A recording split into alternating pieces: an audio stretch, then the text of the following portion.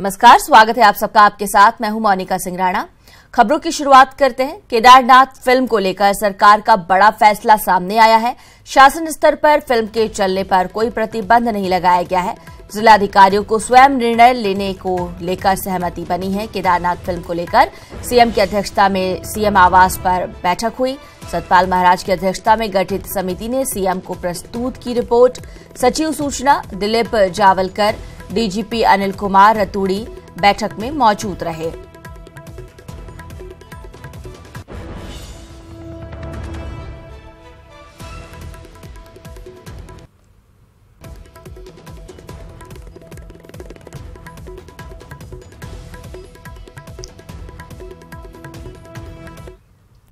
हालांकि देहरादून में केदारनाथ फिल्म नहीं लगने वाली है। प्रशासन ने फिल्म पर रोक लगा दी है। आज रिलीज हो रही है फिल्म और विरोध को देखते हुए ये फैसला लिया गया है। समिति ने प्रशासन पर फैसला छोड़ा था और अब प्रशासन ने ये फैसला लिया है कि फिल्म यहां लोग नहीं देख पाएंगे। फिल्म पर रोक लगा दी गई है।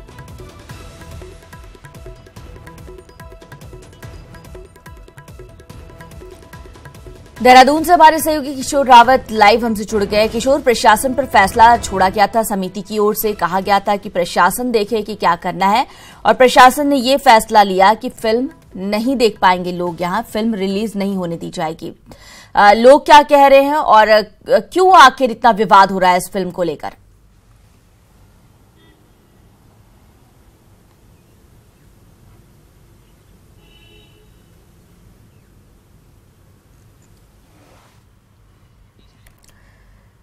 किशोर, हम आएंगे आपके पास। फिलहाल अपने दर्शकों को बता दें कि देहरादून और प्रदेश में ये फिल्म रिलीज नहीं हो रही है। इसे लेकर काफी विवाद हुआ है और उसके बाद जब मुख्यमंत्री ने बैठक बुलाई, बैठक में ये फैसला लिया गया कि प्रशासन ये डिसाइड करे, वो देखे, निर्णय ले कि आखिर फिल्म को रिलीज होना चाहिए या नहीं, लोग यहां देखें या नहीं। क्योंकि केदारनाथ पर यह फिल्म बनी है, जिस तरह से आपदा पर फिल्म बनाई गई है, लेकिन इसमें एक अलग एंगल भी रखा गया है जिसका विरोध किया जा रहा है। अब कहां कहां विवाद है, किन चीजों को हटाने की मांग की जा रही है, इन तमाम चीजों पर चर्चा की गई और आखिरकार प्रशासन ने फिल्म पर रोक लगा दी है। आज फिल्म रिलीज हो रही है, लेकिन विरोध के चलते प्रदेश में लोग इसे नहीं देख पाएंगे। किशोर हमारे साथ जुड़ गए। किशोर, विवाद क्या है? मुख्यमंत्री ने बैठक बुलाई, उसके बाद तमाम चीजें प्रशासन के ऊपर छोड़ दी गई कि प्रशासन देख ले क्या करना है, यानी कि अब प्रदेश के लोग केदारनाथ फिल्म नहीं देख पाएंगे। बिल्कुल सही मोनिका, आपने कहा कि प्रदेश के लोग केदारनाथ फिल्म जो आज रिलीज़ होनी है उसको नहीं देख पाएंगे, क्योंकि यहाँ पर फिल्म को लेकर विरोध किया गया था और उत्तराखंड सरकार ने एक कमेटी बनाई थी जिसकी अध्यक्षता पर्यटन मंत्री सतपाल महाराज ने करी थी और एक रिपोर्ट सौंपी थी। उसके बाद देर रात मुख्यमंत्री कार्यालय से ये आदेश हुआ कि शासन स्तर पर कोई इसमें रोक नहीं है, लेकिन जिलाधिकारी यानी उत्तराखंड के तमाम जो 13 जिले हैं उनके अधिकारी, जिलाधिकारी वो खुद ही तय करें और वो स्थितियों को देखकर तय करें। तो फिलहाल मैं आपको जानकारी दूं कि उत्तराखंड के 4 जिले ऐसे हैं जहां पर फिल्म अभी पर पूरी तरह से रोक लगा दी गई है। उधम सिंह नगर, नैनीताल, पौड़ी और देहरादून। तो अगर देखा जाए तो इन 4 जिलों में ही सबसे अगर देखा जाए तो सिनेमा हॉल जहां पे लोग फिल्म देखते हैं वो है। तो ऐसे में जिलाधिकारियों ने रोक लगा दी है। कारण यही है कि इस फिल्म में जो विवाद था, इस फिल्म में अलग अलग तरीके के विवाद हुए। तो क्या इन 4 जिलों के अलावा बाकी जगहों पर फिल्म रिलीज हो रही है? देखिए मोनिका, उत्तराखंड की अगर मैं आपको परिस्थिति बताने की बात करूं तो जो बाकी के इलाके वहां पर फिल्म जो पीवीआर होते हैं या तमाम तरह के जो सिनेमा हॉल होते हैं वो नहीं है। ऐसे में नैनीताल, उधम सिंह नगर और देहरादून की अगर बात करें तो सबसे ज़्यादा यहीं पर है। ऐसे में जो असर है वो सबसे ज़्यादा यहीं पे देखने को मिल रहा है।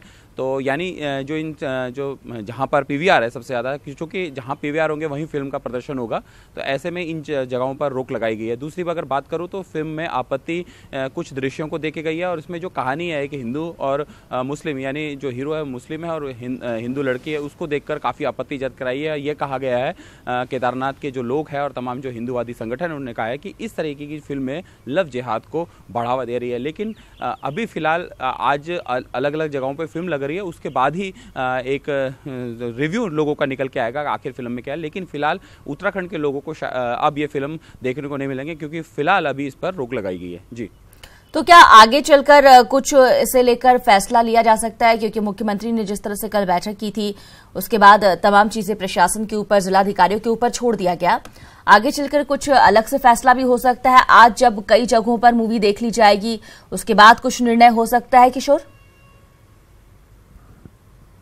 बिल्कुल, चूंकि अभी अगर उत्तराखंड की बात करूं तो उत्तराखंड में फिलहाल फिल्म पे रोक है। हाँ। फिल्म नहीं दिखाई जा रही है। दूसरी तरफ बहुत जगहों पे फिल्म है, तो जब रिव्यू निकल के आएगा और धीरे धीरे जैसे टाइम बढ़ेगा तो उसके बाद बैठक होगी। चूंकि ये मामला ऐसा है कि इसमें सरकार भी सीधे हाथ नहीं डालना चाहती और तमाम जिलाधिकारियों को उनके विवेक पे छोड़ दिया गया है कि आप देखिए, आप अपने क्षेत्र में देखिए किस तरह के हालात है। अगर हालात आपको लगता है कि खराब होंगे या फिर हालात बिगड़ सकते हैं ज़्यादा, तो आप फिल्म का प्रदर्शन रोक सकते हैं, आप स्वतंत्र है। ऐसे में जिलाधिकारियों ने इस आधार पर ऑर्डर दिए और फिल्म को रोक लगाई है। अब जैसी ही फिल्म रिलीज होगी, आज रिलीज होगी, देर शाम तक या फिर कल तक जिस तरीके से लोगों के रिव्यू आएंगे अलग अलग जगहों पर, तो वहाँ पर उसके बाद शायद हो सकता है कि सरकार विचार करे या फिर जिलाधिकारी विचार करे। लेकिन फिलहाल लोगों में उत्साह जरूर है, क्योंकि जिस तरीके से ऑनलाइन बुकिंग की बात की गई देहरादून में, तो लोगों ने काफ़ी बुकिंग करा रखी थी।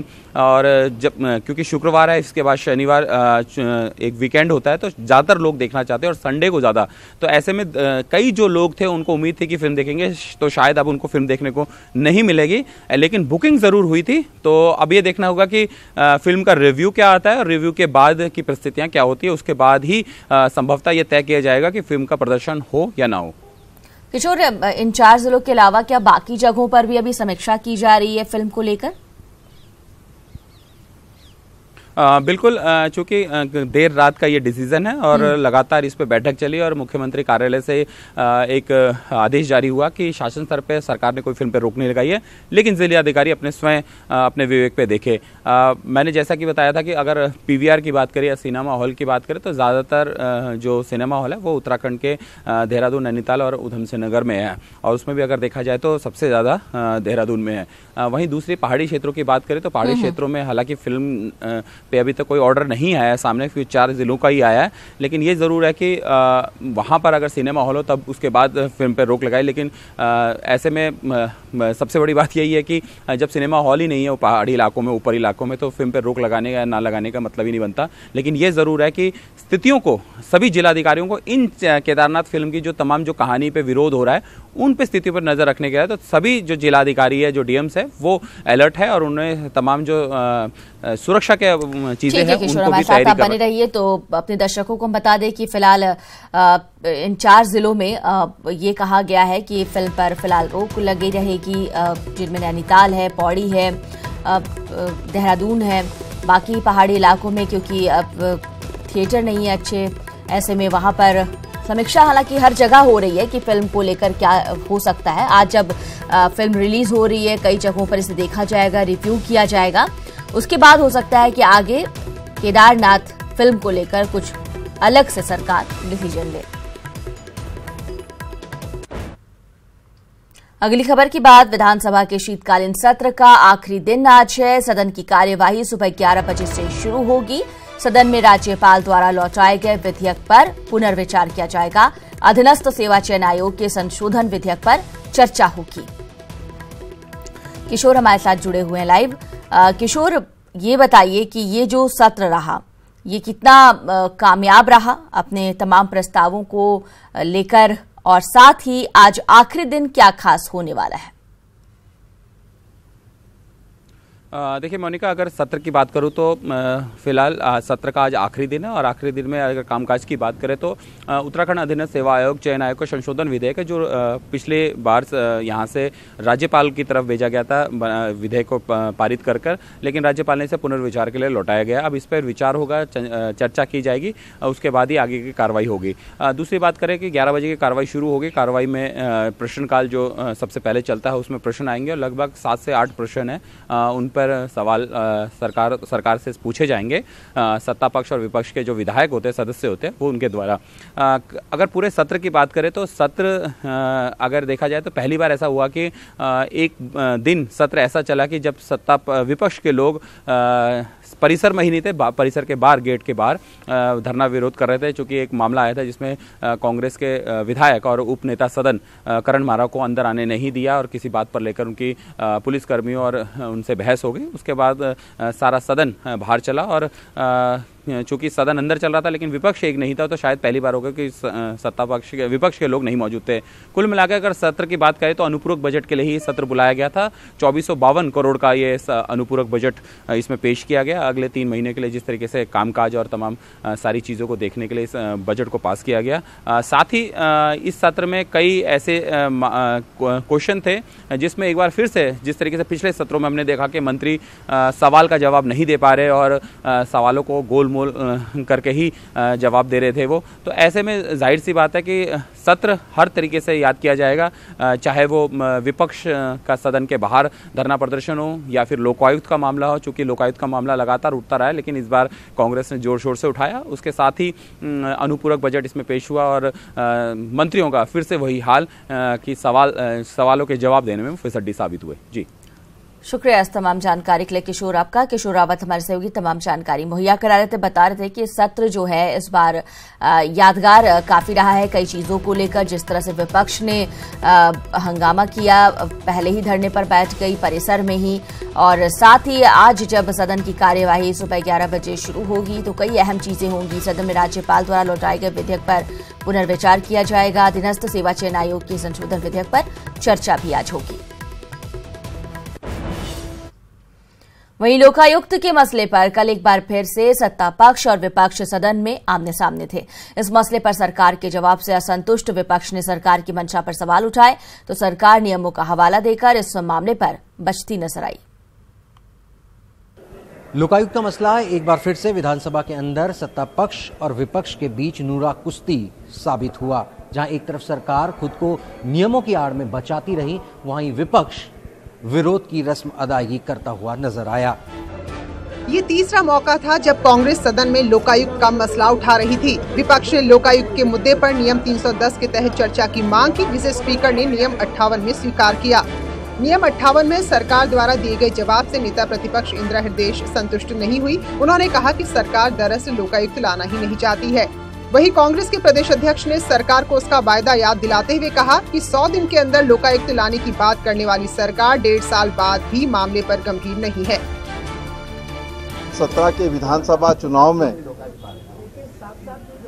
100 दिन के अंदर लोकायुक्त लाने की बात इस सरकार ने कही थी और सरकार गठन के बाद भी जो है लोकायुक्त को 100 दिन के अंदर लाने की बात इस सरकार ने कही। लेकिन आज जिस तरीके से सदन के अंदर सरकार ने लोकायुक्त के परिप्रेक्ष्य में अपनी बात कही, उससे बड़ा स्पष्ट हो गया है कि ये सरकार इस प्रदेश के अंदर लोकायुक्त लाना नहीं चाहती है। और आज हमने इस विषय को सदन के अंदर उठाया है और आवश्यकता पड़ेगी तो निश्चित रूप से हम इसको जो है प्रदेश के अंदर उठाने का काम करेंगे। वो ये कहना चाह रहे थे कि बिजनेस एडवाइजरी कमेटी में विषय नहीं आया।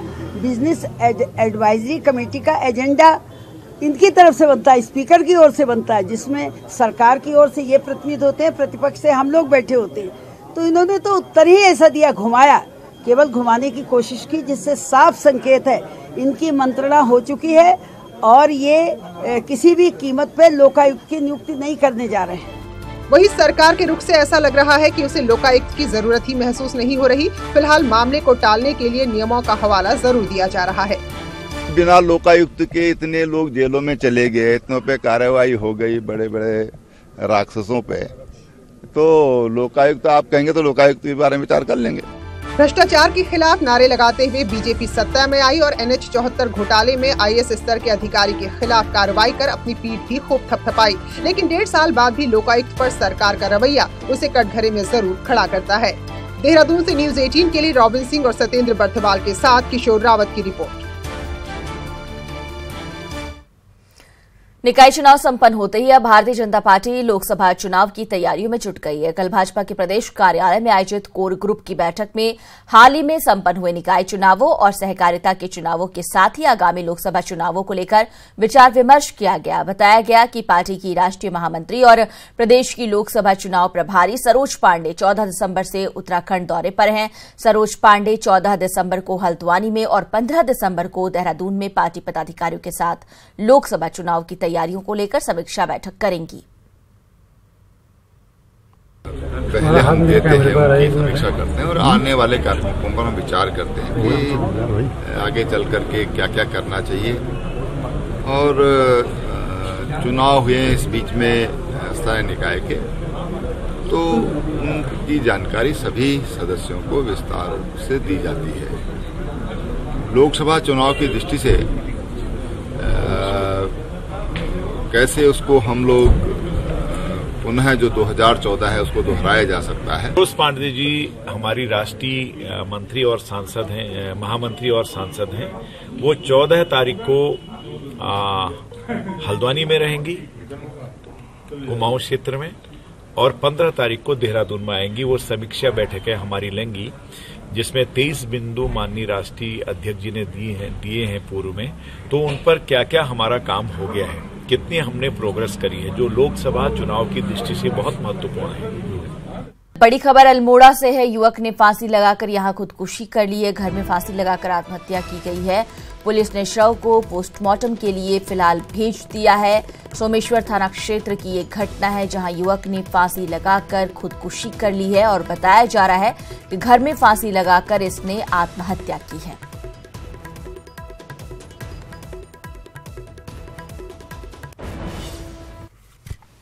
रुद्रप्रयाग में आज चारधाम परियोजना प्रभावित संघर्ष समिति के रुद्रप्रयाग बंद का आह्वान किया गया है।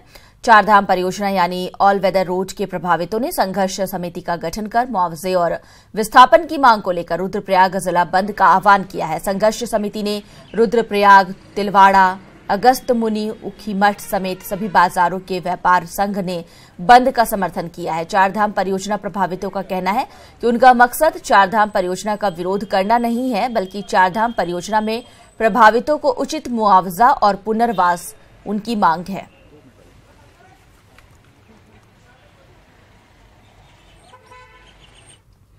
प्रदेश भर में दोपहर बाद मौसम में बदलाव आया। शाम होते होते गंगोत्री, हर्षिल, मुखवा, सुक्की टॉप में हिमपात होने लगा। ऊंचाई वाले क्षेत्रों में बर्फबारी होने से निचले इलाकों में ठंड बढ़ गई। इस बर्फबारी से ऊंचाई वाले इलाकों के ग्रामीणों की मुश्किलें तो बढ़ी ही, लेकिन ये बर्फबारी फसलों के लिए काफी फायदेमंद है।